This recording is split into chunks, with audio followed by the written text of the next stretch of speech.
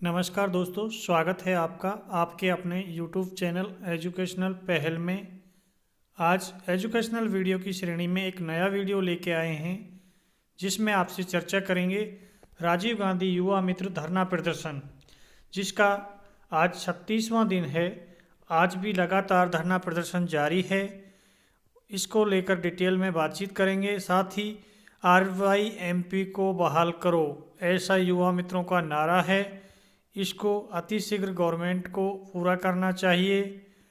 और अगर उससे पहले आप हमारे चैनल पर पहली बार विजिट कर रहे हैं या फिर आपने हमारे चैनल को सब्सक्राइब नहीं कर रखा है तो आप अपने इस YouTube चैनल को सब्सक्राइब कर लें, जिससे कि आपकी आवाज़ आगे तक पहुंच सके, गवर्नमेंट तक पहुंच सके। ज़्यादा से ज़्यादा सब्सक्राइब करके रखोगे तो आपकी आवाज़ आगे तक जाएगी। साथ ही आप वीडियो को लाइक और शेयर कर दें। धरना प्रदर्शन को चलते चलते अब लगातार 36 दिन हो चुके हैं। गवर्नमेंट अभी भी इस धरना प्रदर्शन के ऊपर कोई ध्यान नहीं दे रही है। इस धरना स्थल पर बार बार युवा मित्रों की तबीयत खराब हो रही है।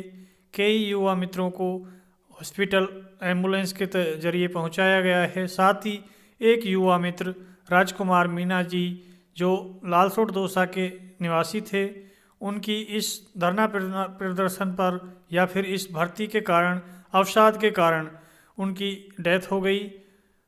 भगवान उनको आत्मा को शांति प्रदान करे, क्योंकि उस युवा मित्र की बताया जा रहा है कि इस धरना स्थल पर वो लगातार जुड़े हुए थे और धरना स्थल पर वो एकांत में रहते थे, किसी से ज़्यादा बातचीत नहीं करते थे। इस भर्ती प्रक्रिया को रद्द करने के कारण और गवर्नमेंट की इस नीति के कारण कि उसने इस भर्ती प्रक्रिया को तुरंत प्रभाव से, तत्काल प्रभाव से निरस्त कर दिया है, वो अवसाद में आने लगे।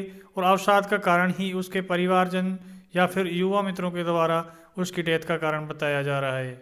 इसलिए गवर्नमेंट को ऐसी स्थिति पैदा ना हो कि और किसी युवा मित्र को ये झेलना पड़े। इसलिए उससे पहले गवर्नमेंट को इस भर्ती प्रक्रिया को अति शीघ्र बहाल कर देना चाहिए, जिससे कि ये युवा मित्र अपने घर पहुंच जाएं और शांतिपूर्ण तरीके से अपना जो भी काम ये कर रहे थे अपने फील्ड में जाकर अपना काम करें।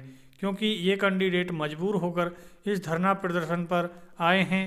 इनको यहाँ पर आने का कोई शौक़ नहीं था, बट इनकी मजबूरी है।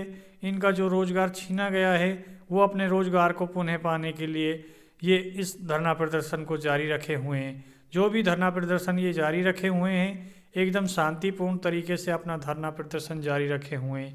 कोई भी हिंसा का सहारा नहीं लिया जा रहा है, क्योंकि ये गवर्नमेंट से चाहते हैं कि बिल्कुल शांतिपूर्ण तरीके से गवर्नमेंट उनकी बात मान जाए और उनका रोज़गार उन्हें वापस दिला दे।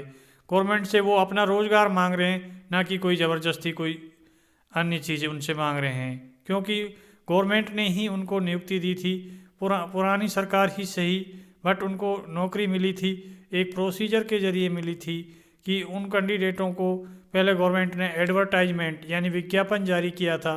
विज्ञापन के बाद इन कैंडिडेटों को जो SSO ID है, SSO ID के थ्रू आजकल गवर्नमेंट राजस्थान सरकार फॉर्म फिलअप कराती है, उस ID के थ्रू ही इनका फॉर्म फिलअप कराया गया था। इनकी नियुक्तिकर्ता एक अलग डिपार्टमेंट था, आर्थिक एवं सांख्यिकी विभाग था, ना कि किसी राजनीतिक पार्टी थी। उसके थ्रू इस भर्ती को आयोजन कराया गया था। भर्ती में इंटरव्यू के लिए इन कैंडिडेटों को बुलाया गया था। इंटरव्यू होने के बाद सेलेक्टेड कैंडिडेट को इनका डॉक्यूमेंट वेरिफिकेशन किया गया था। साथ ही इनको ट्रेनिंग के लिए बुलाया गया था। ट्रेनिंग के बाद भी इन कैंडिडेटों से लिखित में कुछ एग्ज़ाम वगैरह लिया गया था, ऐसा इन कैंडिडेटों का कहना है। उसके आधार पर ये कैंडिडेट अपनी इस जॉब पर लगे हुए थे और इन्होंने लगातार फील्ड में अपना तत्परता से काम किया था और ऐसे ऐसे कैंडिडेटों को राजस्थान सरकार की योजनाओं से जोड़ा था जो इन योजनाओं से अछूते थे, यानी कि उनके पास इन योजनाओं का लाभ नहीं पहुंच पा रहा था। इन कैंडिडेटों की वजह से ऐसे बेसहारा लोगों या फिर जो इन योजनाओं से जानकारी जिन कैंडिडेटों को नहीं थी, ऐसे कैंडिडेटों को उन योजनाओं से जोड़कर उनको लाभ दिलाया था। और गवर्नमेंट का कहना है कि ये राजस्थान सरकार की या पूर्व सरकार की योजनाओं का काम कर रहे थे। ऐसा कुछ भी नहीं है।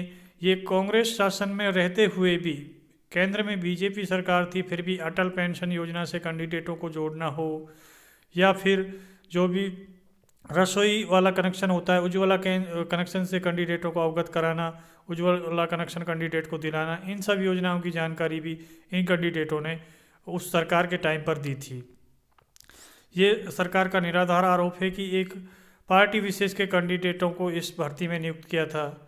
ऐसा भी इस धरना स्थल पर देखने को मिला है कि यहाँ पर बीजेपी के कार्यकर्ता, यानी कि वसुंधरा राजे, पूर्व मुख्यमंत्री बीजेपी सरकार वसुंधरा राजे के कार्यकर्ता, उनके जो विधानसभा क्षेत्र है वहाँ से उनके जो फील्ड में कार्य करते थे उनके इलेक्शन के टाइम पर, वो कैंडिडेट भी इस धरना प्रदर्शन पर रुके हुए हैं।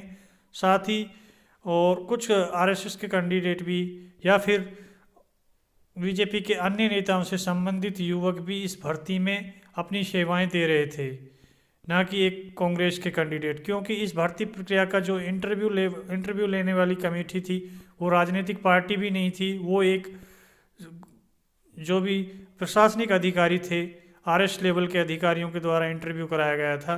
उसके बाद ही उन कैंडिडेटों का सिलेक्शन हुआ था। और जो ये भर्ती प्रक्रिया हुई थी ये 2 चरणों में हुई थी। 21-22 में 2500 कैंडिडेटों को गवर्नमेंट ने इस भर्ती के लिए नियुक्त किया था, सेलेक्ट किया था। 2500 कैंडिडेटों के कार्य व्यवहार को देखते हुए गवर्नमेंट ने फिर से इसमें 2023 में 2500 पदों पर पुनः एक विज्ञप्ति जारी की थी। उस विज्ञप्ति के आधार पर 2500 कैंडिडेटों को सेलेक्ट करके उनको ज्वाइनिंग दी थी। और क्योंकि अगर 2500 कैंडिडेट 2021-22 में सेलेक्ट हुए थे, उनका कार्य व्यवहार अच्छा ना होता तो गवर्नमेंट पुनः 2500 कैंडिडेटों की नियुक्ति नहीं देती।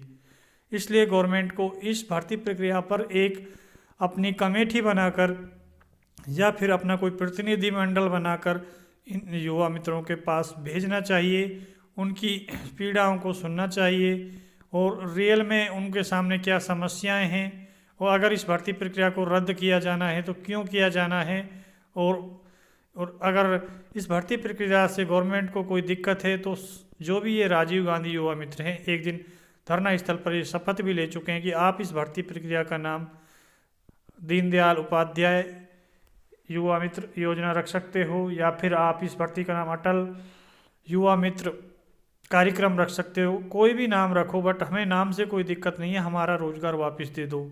ये सब इन कैंडिडेटों का कहना है। इसलिए गवर्नमेंट को अति शीघ्र इनकी जो भी बात हैं वो मान लेनी चाहिए और इनका रोजगार इनको वापस दे देना चाहिए। और आपको ये वीडियो अच्छा लगा हो तो इस वीडियो को आप लाइक करें, शेयर करें और इस एजुकेशनल चैनल को सब्सक्राइब करें, जिससे कि ऐसी एजुकेशनल अपडेट आपको सबसे पहले मिल सके। धन्यवाद।